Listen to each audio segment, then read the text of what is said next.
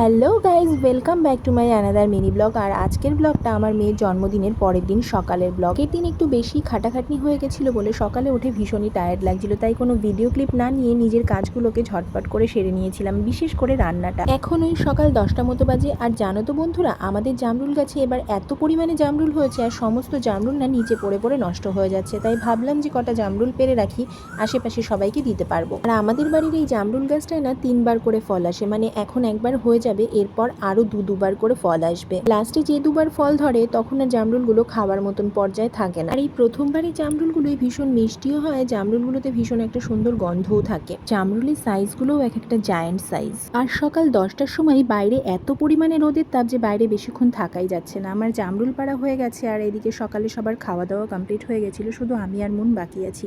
আজকে ভাবলাম একটু অন্য কিছুই ট্রাই করা যাক। আমি না ভাত ভাজা খেতে ভীষণ ভালোবাসি। কাল রাতের বেশ কিছুটা ভাত বেঁচেছিল, তাই ভাবলাম যে আজকে পান্তা ভাত না খেয়ে পান্তা ভাত দিয়ে একটু ভাত ভাজা বানিয়ে খাই। বেশিরভাগ সময়ই ভাত ভাজা খেলে আগের দিনে রাতের বেঁচে থাকা ভাত দিয়েই খাওয়া হয়, পান্তা ভাত দিয়ে খুব একটা বেশি খাওয়া হয় না। আবার ভাত ভাজা খেতে অতটা বেশি ভালোবাসে না, তাই জন্য ওর জন্য একটু খালি আলু ভাজা উঠিয়ে রেখেছিলাম। আর আমি গরম গরম ভাত ভাজা ভীষণ ভালো খেয়েছি। আমার মতন কারা কারা তোমরা এরকম ভাত ভাজা খেতে ভালোবাসো কমেন্টসে জানিও। এদিকে এত পরিমাণে গরম, তার মধ্যে কালকে ভালোই একটু টুকটাক রিচ খাওয়া হয়েছে, তার মধ্যে সকালবেলা আজকে আবার পান্তা ভাত দিয়ে ভাত ভাজা খেয়ে আমার অবস্থা এতটা খারাপ হয়ে গেছিলো যে আমি আর কোনো রকম কোনো ভিডিওই কন্টিনিউ করতে পারিনি। বিকেলবেলা মিষ্টিকে টিউশন থেকে বাড়িতে নিয়ে এসে ওর বায়না মেটাতে নিয়ে গেছিলাম একটু মেলাতে। আমাদের এখানে লোকনাথ পুজোর একটা মেলা হয়। আর চলো প্রথমেই তোমাদের আগে ঠাকুরটা দর্শন করিয়ে দিই। মেলায় গিয়ে প্রথমেই বাবির সাথে দেখা হয়ে গিয়েছিল। বাবি এখানে ওর মাসি ছেলের সাথে ঘোরাঘুরি করছিল। ঘোরাঘুরি বললে কিন্তু ভুল হবে, ও কিন্তু মেলায় ভলেন্টিয়ারের রোল প্লে করছিল। এরপর ওদের 3জনকে নিয়েই চলে গিয়েছিলাম মেলার ভেতরে। বাবিকে আর রনিককে জিজ্ঞাসা করায় ওরা বললো লস্যি খাবে।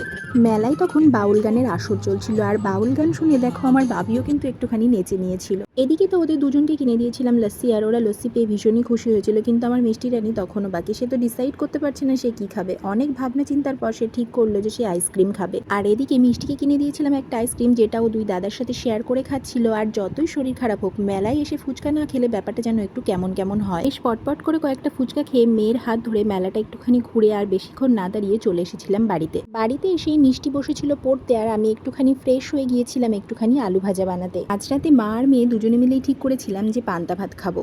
তোমরা হয়তো ভাবছো যে সকালবেলা একবার পান্তা ভাত খেয়ে শরীর খারাপ হলো, আবার পান্তা ভাত খাচ্ছি, আবার মেয়েকেও খাওয়াচ্ছি। আসলে সেটা না, এটা হলো রাতে যে গরম ভাতটা রান্না হয়েছিল সেটাকে ভালো করে জল দিয়ে ধুয়ে নিয়েছিলাম, আর সেটার মধ্যেই জল ঢেলে লেবু পাতা লঙ্কা দিয়ে খেয়েছি। অতিরিক্ত বেশি গরম পড়লে আর ডাল তরকারি দিয়ে ভাত খেতে ভালো না লাগলে আমি বেশিরভাগ সময়ই এরকমভাবেই ভাত খাই। শুধু আমি না, আমার মেয়েও কিন্তু এইরকমভাবে ভাত খেতে ভীষণ ভালোবাসে। কিন্তু আমি কখনোই আগের দিনের বাসি পান্তা ভাত খাওয়াই না। ও যখনই পান্তা ভাত খেতে চাই, গরম ভাত রান্না করে সেটা জল দিয়ে ধুয়েই ওকে খাওয়াই, আর ও এটা ভীষণ ভালোবাসে। আর এই গরমের মধ্যে না পেটটাও ঠান্ডা রাখি। তো পান্তা ভাত খেতে খেতে আর টিভি দেখতে দেখতে মা আর মেয়ে ভিডিওটা এখানেই শেষ করলাম। তোমাদের ভালো লাগলে লাইক করে দিও। Tata, bye bye.